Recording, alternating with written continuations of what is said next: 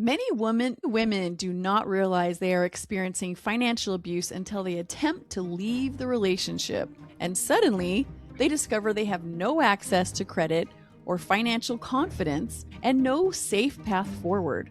Financial abuse rarely begins with obvious cruelty. It often starts disguised as responsibility, leadership, protection, or I am really good with money. In many toxic relationships, especially in faith-based environments, women are conditioned to believe that financial dependence equals safety, trust, or submission. Over time, what looks like provision slowly becomes surveillance, monitoring, restriction, humiliation, and control. This episode explores the hidden forms of economic abuse that keep women trapped emotionally, spiritually, and practically, and how to begin recognizing the difference between healthy partnership and financial domination. Our scripture for today would be Galatians 5:1. It is for freedom that Christ has set us free. We are Lizzie and Deana, and on this podcast, we help you understand what's really happening in your toxic relationship so you can begin to heal, trust yourself again, and walk in truth. And when Lizzie and I were talking about making this one of our subjects, we were both saying how triggering this subject is because we experience so much financial abuse, not only in our shared husband, but also Lizzie had another relationship, actually two relationships. And one of them, she was engaged, but the financial abuse was the huge prevalency in that relationship. But this is something that no matter what kind of relationship you were in, it is so dominating as far as your freedom, your autonomy, your ability to choose. And it starts gradually at first. It might look like this is a really responsible person who either makes more money or maybe they make all the money, or maybe they just tell you, I'm better with the bills. I'll manage the finances. Let's be transparent with our spending. Let's get on a budget. Let's do better. But over time, the transparency starts to become one-sided. One partner is expected to explain every purchase or justify everything and ask permission, while the other one operates with seemingly zero accountability. So we're going to discuss the difference between shared budgeting and financial interrogation, how healthy leadership includes openness, collaboration, and mutual access to the money. The emotional exhaustion of constantly feeling monitored, we're going to talk about that too, because that part is insane. So a healthy marriage builds teamwork around money, but financial abuse creates fear and complete dysfunction around money. I think that is so true because as you were sharing, Deana, I kind of went back on how did I feel when I was like wanting to buy something that I felt was important to me, but I felt scared to purchase it because I was afraid of the emotional whiplash I would get after I made that purchase. And I remember my mom and dad, were really good examples of budgeters in a healthy way. And I always learned they had the cash envelope system. They were huge fans of Larry Burkett. Some of you may know him, some of you may not, but he had the cash envelope system and he was before Dave Ramsey. My mom always got an allowance, but that was her cash flow to spend however she wants. But it was mutual. Now, most of us, we hear allowance, we feel like a child. But in their situation, it was just how they tracked their money to make sure they were good stewards. So with today's day and age, you have digital surveillance and financial tracking. Even people that are under strict possible physical abuse, their internet, their computers, all technology that's around the house is strictly being followed. So that's the more modern financial abuse. And then you have shared accounts, which I think is very biblical, but there's a healthy one and then there's a not so healthy one, right? So you have these banking apps, you have location tracking. Location tracking is becoming huge. I sometimes worry about spouses that track each other's phones so they know where each other is at all times. So I think there is that safety net, but I also think there's that concern that that other person's not free to go or do what they need to do. And then I've known people where their spouse has a spending notification anytime any money was spent. And then they gave them a hard time anytime money was spent. And so they become tools of control. Screenshots of account balances that are being texted to that other partner. And then that whole thing with the bank notifications to monitor their movements. Those are definitely concerning. So imagine what the psychological impact, knowing that someone who may be in a situation where every financial move is being monitored. So that's a red flag. And some women avoid spending money, even if it was something like necessity, extra gas in the car than they normally would use, or your kids needed new cleats. So it affects just many areas when you're being tracked like that. Yeah, and I had a friend that was shamed for asking for money she wanted to take the kids out to ice cream, and her husband was so incredibly financially abusive that it was like, you cannot take them out to ice cream, you can buy a half gallon, but I want the receipt. So the shame, if you spend something that is just a small pleasure here and there, you don't have access to those accounts. That's another thing. They have all the access and you don't. You're having to ask for grocery money. My mom was in a situation where she had to borrow money from her husband, and he told her that he would only charge her bank interest to pay him back.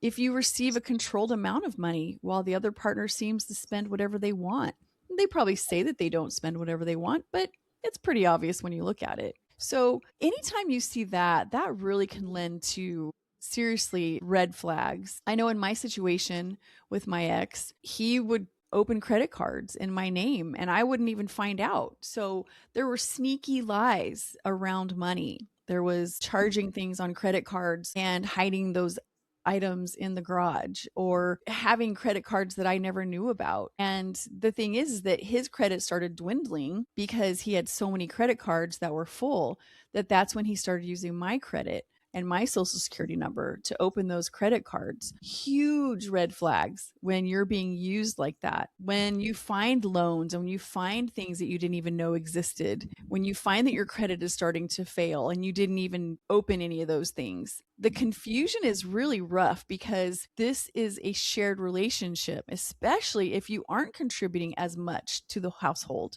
It's very confusing at that point because it almost feels like it's their money. And so if you don't fully understand the financial situation in your home, the bills, the income, the outgo, then it's very difficult to have accountability. It's very difficult to question. It's very difficult to stand on your own 2 feet.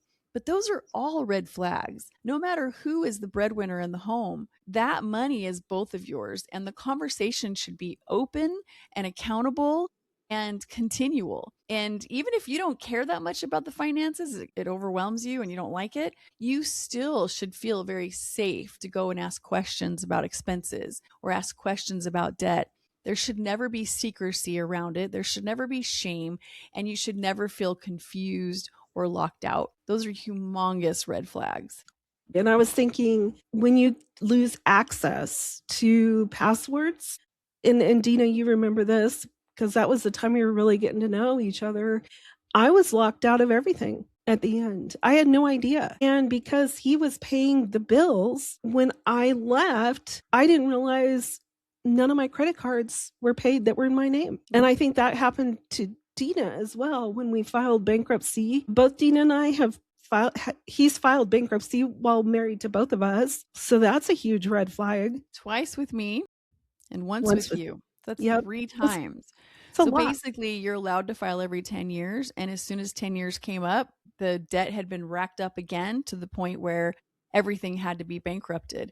And that's another huge red flag. When this person is having to file bankruptcy or having to go through credit programs on a regular basis, and they're not learning the lesson that the first humiliation should have taught them. I mean, we know that none of this matters. None of this is legitimate if you're going through an actual financial challenge, like a sick child or somebody lost their job or the economy takes a turn. Those are legitimate things. And they're still frustrating when neither of you or one of you haven't adopted smart, good habits right away when the financial situation has changed. It takes time. It takes some real time and diligence, and maybe even some sitting down with somebody that can help educate you when suddenly things change and you don't know how to spend differently. That's different. But the other things, all these red flags that are happening, despite any of that, despite income coming or income not coming, you're always struggling to make the bills. Pay attention to that. That's huge. And also in those situations when you aren't able to access certain accounts, you become dependent on that other person. And many times, women especially, I know I went through this, I know Deana went through this. We discover the major financial problems during a separation. And sometimes I was left holding the bag with my first ex and with Rex. And it's really tough. You literally start from ground zero. You're not starting in a very healthy plateau. You're just trying to build your life up again, and it includes the financial, it includes the physical, because all of that triggers our whole nervous system.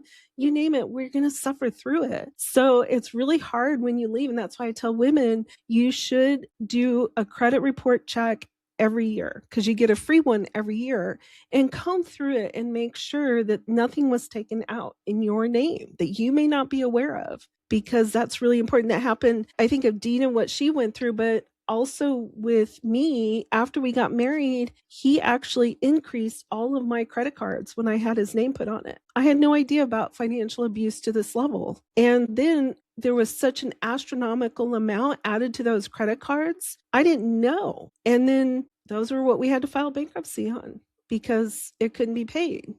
I think sometimes we stay silent in these situations because it makes us feel like we're bad with the money. And sometimes we don't talk to other people because it does make us feel shamed. We stay silent because if we talk about the financial problems, it makes us look bad too if we didn't have a hand in it. Financial stress in any marriage relationship, when you are going through a difficult season, it's tough for all marriages in general. But if this is a continual pattern, that's different. With my cards not being paid, I couldn't get an apartment when I left. I'd hit rock bottom financially, and I had just turned 50. Yeah, and that's pretty awful when you're 50 and you go to get an apartment because you leave your spouse and your credit is so shot that you can't even qualify. Talk about shame and humiliation. That is extremely humiliating. And I remember going through that same humiliation, Lizzie, when, you guys were married and he filed bankruptcy. And then me not knowing, and I've said this many times, so sorry if you guys have heard this before on other podcasts, but me not knowing that the bills that we shared together, even though they were split in the divorce papers, all the bills were equally split right down the middle. These were mine, these were his, but some had both of our names on it, some had just his name on it. However, as soon as we'd been divorced 2 years and he files bankruptcy, the debtors all went after me. And I had already paid off all the ones that were on my list. Never in all that 27 years could I have good credit. I finally started getting that credit to a decent place. I was married now to my current husband. We were excited because we were working hard together to clean up all the financial mess that we'd had in our past. And we were going to go get our own home instead of me living in the home where he and his first wife lived. And we were really looking forward to this new life. And we had a huge family. We have 8 kids together, blended family. We needed something much bigger than what we had. And so we're excited about this new life. My credit is finally around probably just hitting 700 for the first time. And guess what? This bankruptcy was hidden from me. I didn't know that he had stopped paying any of his bills months before the bankruptcy because he didn't have to. And meanwhile, he puts my mother down as the contact for bills. And my mother is getting called and she's just like, I don't even know what this is. So I told her, just ignore that. If he's getting calls on his money, that's too bad. So she starts ignoring those calls. And little did I know, the minute those papers were filed, I was on the hook for, I think it was like $7,000. But too late, my credit had fallen down into the 500s. And guess what this means? I'm with my new husband and I can't even go buy a home with him. I can't even, refinance the current home or have anything to do with our new future. And I just couldn't believe it. I just couldn't believe it. Like I was absolutely floored to find this out. And I tell you, like the power and control that finances can have over you and your health, because even at that point, I started developing a health issue because I was just so angry. I was already angry about everything he did to get to the divorce, but I decided just to let that go and forgive him. Didn't touch any of his retirement. Just, you can have it. I don't even care. Just go have a good life. Trying to just be that person. And then you turn around and they They literally knock you down from afar. Anyway, it's incredible like how much that can destroy your life and your feeling of having a future. It disables you. So think about it. It affected both Dean and I and our future living place. It kept me stuck. I had to beg a personal landlord who was renting a random house, please give me a try, give me a chance. I've never been late on my rent. I'm a good tenant, but I had to beg. Yeah, I because they had look at to, your credit. They look at your credit and they're like, no, you're not. yeah, No, you're not. I'm looking at your credit right now. You clearly don't have good habits. You right. clearly aren't responsible. And you're just like, if you only knew, if you only knew. Yeah, it's definitely something to watch. I now do not think that financial should be a one person control. I tend to not want to have anything to do with it. I hate paying bills, but now I'm like, I am never going to go through this again. I've been through it with 2 of my ex-husbands. I am going to make sure that I'm a lot wiser in everything I do because I don't ever want it's degrading. And to have to beg for something, and for Deana to, as a newly married woman, to try to get a house with her new husband, not having an idea that she was tied to this now bankruptcy that I was a part of. And I was embarrassed. I was totally embarrassed about having to file for bankruptcy. But then that also affects if we go into the breaking point and the cost of staying, the fear, and what's going on today. We're living in a time when we have rising housing costs, inflation, childcare expenses are huge, healthcare concerns, and the fear of starting over later in life because there's a whole new thing of gray divorce. Deana and I have done a podcast on that as well, where people divorce in midlife, and a lot of women I have observed have gone through financial abuse for decades. And so here they're starting over because they can't handle one more day. Now they're alone with this person. They had a hard time raising kids with them. Now being alone with them is just too much. And so starting over is huge at our age. So they're trapped because of practical realities of life. And then not only that, as we've talked many times before, it's about that shame that comes with that. How do you tell your even adult children, I don't have money for that because I'm flat out broke? I mean, this is the time of our life that we have our largest income coming in because we're not paying for childcare. We're not paying for all the overhead of all the needs of our children. And we're probably the top, those of us that have worked, probably the top of the tier in our careers. Not all, obviously. If you're someone that was staying home and taking care of the home and family, which is a beautiful career. But what do you do when you're at this point of realizing you've been living in financial abuse for all those years? Yeah, that's a really tough place to be. And I know on our Gray Divorce podcast, we talked a lot about getting divorced in midlife, how difficult that is and how different it is from getting divorced when you're young. And some good differences, some not so good differences. And I think the top issues when you're middle age is like, do you get any retirement? Are you now behind the 8 ball? Because Lizzie and I both ended up with nothing. And I no retirement, no savings, no nothing, walked out, and a wing and a prayer kind of thing. So it's got its own challenges, but I do want to say I don't want this to come across as just completely negative. I want you to know out there that if you are having to separate or divorce from this person who has been incredibly toxic to you, you have to know that the cost of staying emotionally, physically, your health, your children, your future, their future of who they're going to choose and their financial well-being, all of that is still worth doing the right thing, not having to face all that and to manifest that in your life any longer. It's a different cost than money. If you are in an abusive relationship, it will take from you. It will take from you to the point where you will feel like you don't even have enough strength and personal self-wellness to make money. So I have seen a really amazing trend, and I wanted to give a lot of hope out there that if you have to leave that toxic relationship, the trend that I've seen, and I know Lizzie, you've seen this too, is when women get out and they're free, all of a sudden, once they start their healing process, which you have to do, don't just get out and just try to just push it away and keep going. You need to go through some healing. But once they get out and start having that healing process and finding who they are again and finding their unique strengths and gifts, because a lot of times you just don't even know you have them. You're just trying to survive. You're just trying to be okay and take care of your children.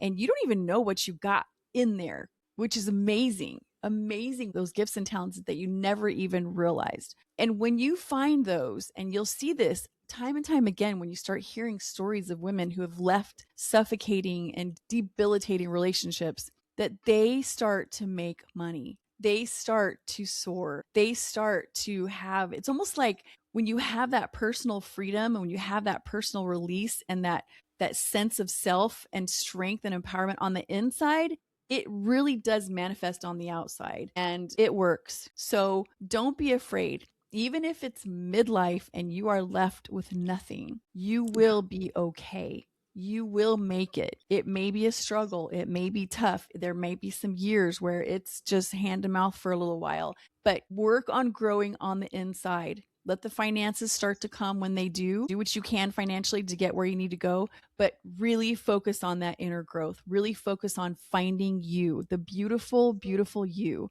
that should have been nurtured and loved and taken care of.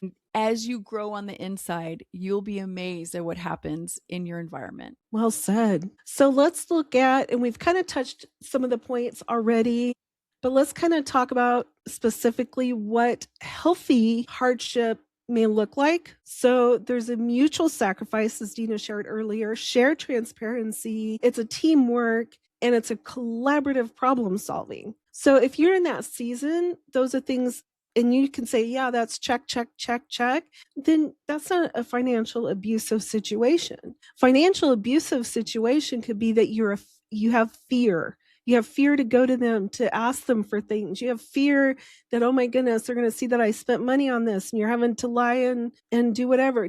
A lot of people joke like, yeah, I snuck this in the house. I didn't tell my husband I bought it, but it wasn't because they were afraid of any type of major repercussions. It was just, I didn't want him to give me a hard time having fun with things in my life, right? Secrecy. If there's a lot of secrecy involved, there's a lot of gaps that you can't quite explain, or you get punished for spending anything. Humiliation. I can't believe you would spend money on something like that.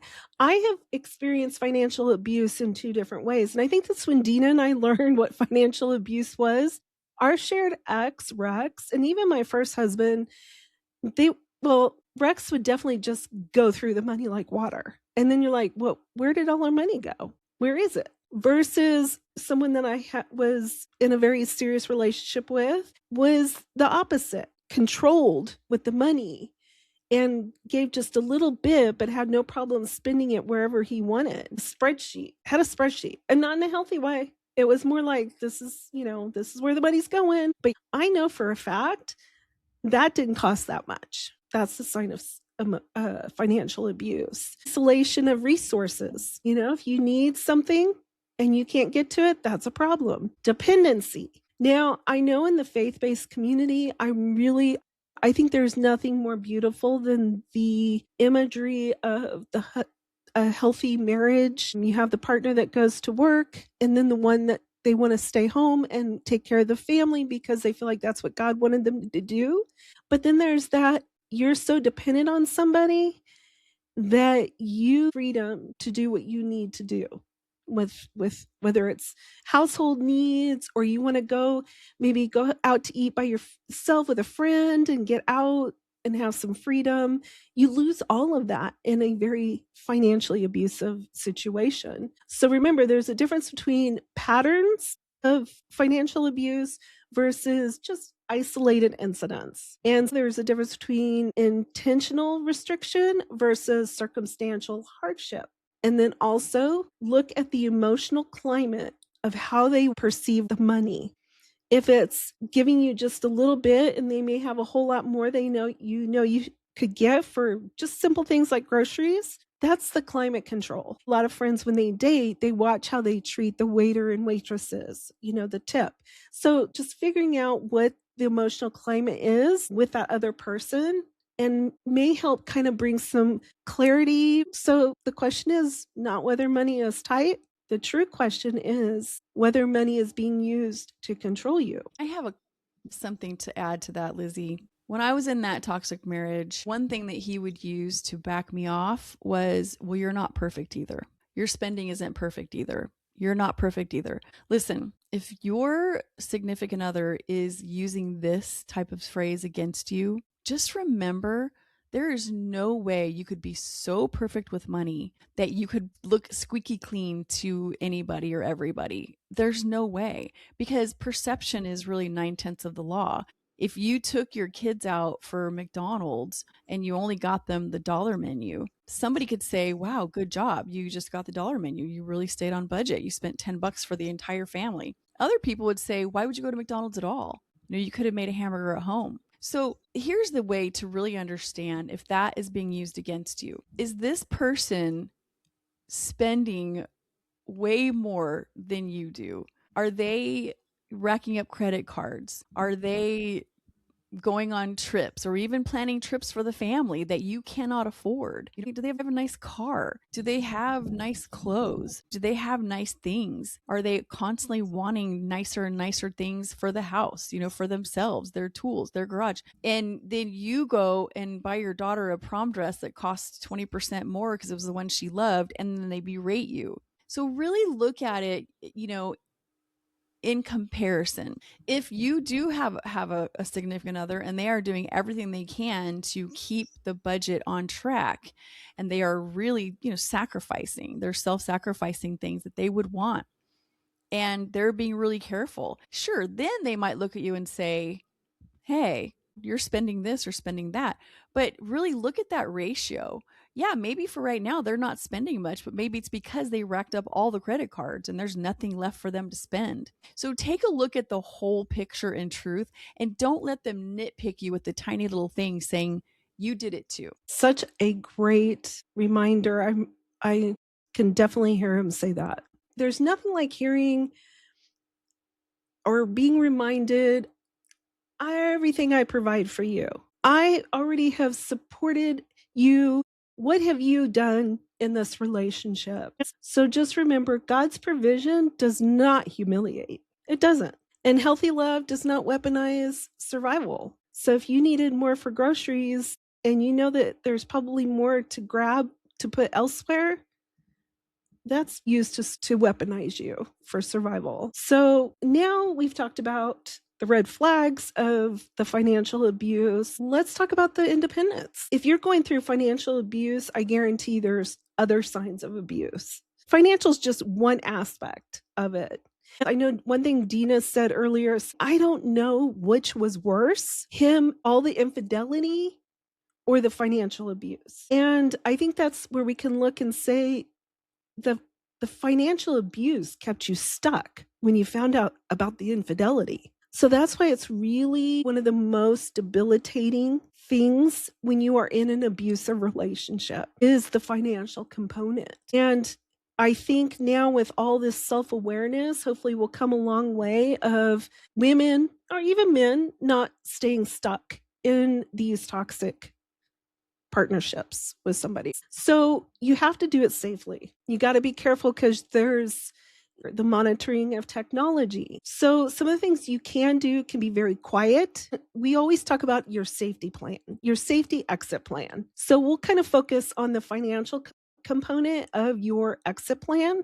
You have to be careful because if you have a very volatile partner, this could really trigger them. So the goal is being safe, having wisdom, and being prepared. It's not an action of causing a revenge towards the other person. It literally has to do with, I need to be able to provide for myself and my children, and I need to have things set aside to make sure that I'm able to do this. So make sure privately, learn about financial literacy, research. If you are concerned that your technology is being monitored or you're afraid of seeing the history cache, maybe talk with a friend and pick your friends wisely, or a family member, someone that you feel emotionally safe with, because the financial part is the one aspect of stepping out and being able to stand on your own 2 feet.